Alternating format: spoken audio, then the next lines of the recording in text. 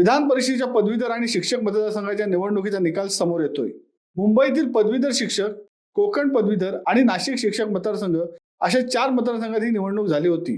मुंबई पदवीधर निवडणुकीत शिवसेना उद्धव बाळासाहेब ठाकरे गटाचे उमेदवार अनिल परब आणि भाजपाचे उमेदवार किरण शेलार यांच्यात थेट लढत होती. अनिल परब यांचा मोठ्या मताधिक्याने विजय झाल्याची माहिती शिवसेनेच्या गोटातून समोर येते.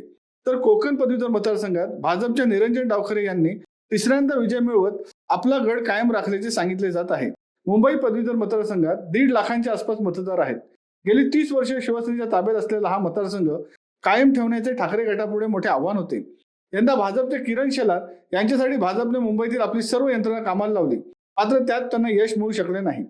मुंबई शिक्षक मतदारसंघात लोक भारतीचे सुभाष मोरे, शिवसेना ठाकरे गटाचे जमो अभ्यंकर, भाजप पुरस्कृत शिवनाथ दराडे, राष्ट्रवादी अजित पवार गटाचे शिवाजीराव नलावडे, शिंदे गटाचे शिवाजी शेंडगे हे रिंगणात आहेत.